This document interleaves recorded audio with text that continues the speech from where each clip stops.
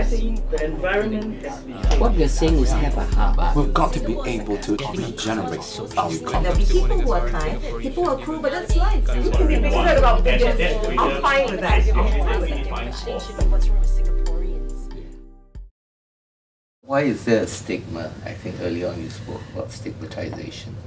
I think what's even more stigmatizing and more under the ground in Singapore is that if women have problems coming to see a psychiatrist, then men have even more problems coming to see a psychiatrist. Oh yes. In a typical psychiatric clinic, 2/3 of our patients are women, and it's very clear that 2/3 of the depressed patients that come to see us are women. And men... They suffer more from depression. I don't think they suffer more from depression. It's just that I think more women come forward. But I thought statistics do indicate that women suffer more from depression. No, but I agree with him because again, as I said, abnormally. It's a research statistical anomaly. I think the manifestation of depression in men are is equally high. Aggression, substances, abuse, alcohol. They suffer from the same range of symptoms, but they don't come forward as they find readily. Other outlets. They find other outlets. I think they go into drinking. It's not so much that the male is allowed to cry. It's more like when an incident happens, he can go up to his buddy and say that I'm feeling this way and that way, rather than discuss this week's COE prices. You know? But he doesn't do that, but right? The male typically would be with his male friends and probably talk about certain contemporary news stories, but he may not feel so ready to speak about his emotional state. So precisely what I said, that the socio-cultural conditioning of the mind has been from childhood of the order that he feels it's a sign of weakness to actually express his true feelings. He'll then conceal it behind other things, and like you said, would go and talking. That's a socio-cultural conditioning of the mind from early childhood onwards. Okay, let's go deeper now into the treatment of depression. We have, from a psychological viewpoint, a psychiatric viewpoint, and more a help group viewpoint. What are the different forms of treatment that we have for depression? Maybe we start with you. So from the medical viewpoint, first we must understand that there are just some brain chemicals that regulate mood, and namely serotonin, norepinephrine, and dopamine. And these are the brain chemicals. These are the happy hormones. Not so much about happy hormones, but neurotransmitters. These are brain chemicals that transmit electrical impulse between brain cells. Okay. And they're very, very much implicated in cases of depression, especially major depression. So research has shown that there's a link between a chemical imbalance in these brain chemicals that I've just mentioned and depression. So therefore, that we have this antidepressant medications. But that's very controversial, right?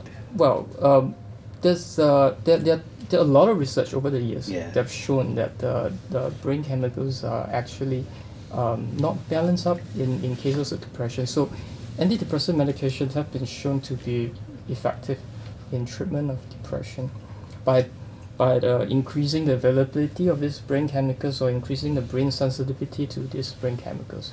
And that effectively elevate and bring the mood back to normal again. Is it accurate to say that there are two broad ways of treatment? One is the CBT, which is the cognitive behavioral therapy, and the other one is with medication like antidepressants.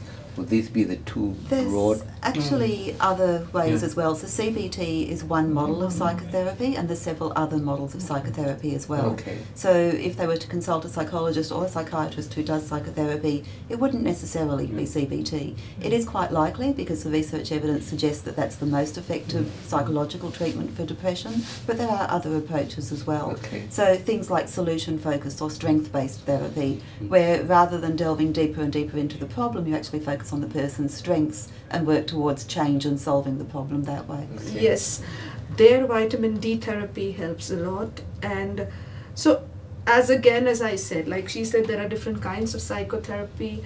There are art therapies, there are drumming therapies, there are a whole lot of other things which, if you use it in a unison, in a holistic manner, even with the psychiatric drugs, antidepressant drugs and homeopathy, I have worked together, and the amount of antidepressants that a chronic depression patient needs along with homeopathy gets lower, and the patient is able to get off medication faster because there is a fallback system on which the patient goes, and slowly this is also tapered off. But it has to all work in unison. So when patients ask me, is it this or that? It is not this and that. It is this and that. And one of the things that has taken my interest in the last couple of years is trying to help people who don't wish to be helped. And what we are trying to do is to teach friends and teach relatives how to support their loved ones when they are depressed. How to recognize it. How to recognize it. What are simple things you can do to home-based sort of interventions that you can do with your friends, with your loved one at home to support this person during his low periods. Because if this person doesn't want to see a psychologist or a psychiatrist, it doesn't mean we cannot offer some forms of help. And we hope to do this by educating people. Maybe I want to jump in. Okay. It's actually back to the commit program that we commissioned by EIC to do. Basically, I think when we talk about medical professional, we also like to separate between those in the tertiary care and the primary care. I think we miss out on the whole primary care, which means those GPs at your HDB void. So this particular program is actually embed us work with the GP. If someone having that depression symptom may not be so severe to see a psychiatrist, probably will go to the GP for some, relaxant. And if the GP knows and refer to us, actually that's what's happening in commit. So we got several GP referring cases to us.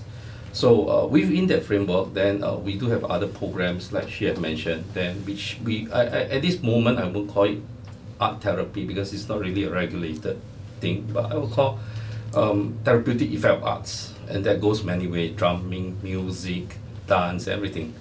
What we can do is that to educate, and we can give, some awareness about what is depression is among our societies, because especially among the Malays communities, they doesn't know or they can't understand what is depression or what is mental illness. So I play my parts as I'm working in Club Hills, I sometimes given awareness among all the Malays communities.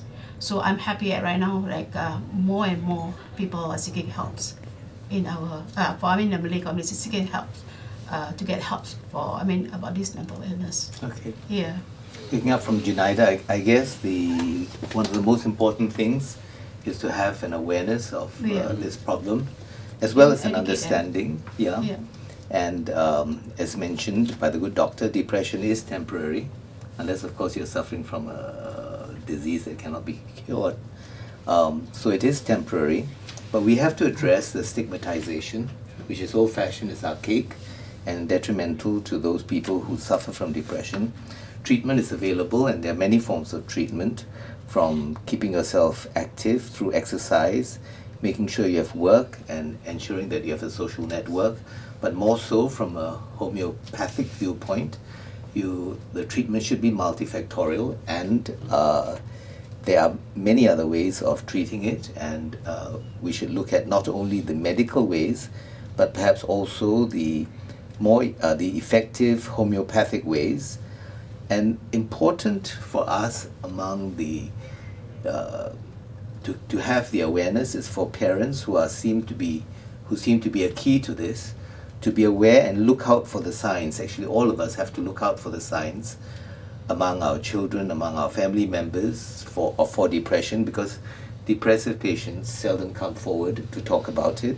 We have to look out for the signs, and we also have to be savvy about the changes in society, to be internet savvy, and to be savvy about the new dangers that have come about. Therefore, with greater awareness and education, depression need not necessarily be a depressing topic in Singapore. Good night.